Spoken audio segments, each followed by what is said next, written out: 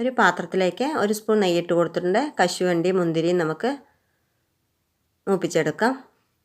ഇനി ഇതിലേക്ക് ഒരു പാത്രം നാളികേരമാണ് ചേർത്ത് കൊടുക്കുന്നത്. നല്ലപോലെ ഒന്ന് വഴറ്റിയെടുക്കണേ. നാളികേരത്തിലെ വെള്ളത്തിൻ്റെ ഈർപ്പം മുഴുവനായിട്ട് പോയി കിട്ടണം.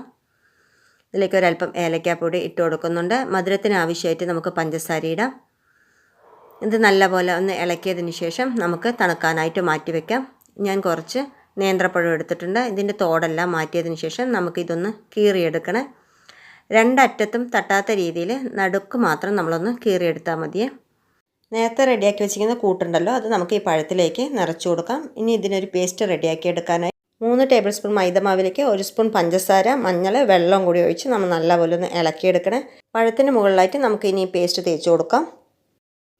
ഇനി നമുക്കിത് ചൂടായ എണ്ണയിലേക്കിട്ട് ലോ ടു മീഡിയം ഫ്ലെയിമിൽ ഇതൊന്ന് പൊരിച്ചെടുക്കാം. അങ്ങനെ നമ്മുടെ പഴം നിറച്ച് റെഡി ആയിട്ടുണ്ട്. ഇതുപോലുള്ള ഈസി റെസിപ്പിക്ക് വേണ്ടി ചാനൽ സബ്സ്ക്രൈബ് ചെയ്ത് സപ്പോർട്ട് ചെയ്യാൻ മറക്കല്ലേ.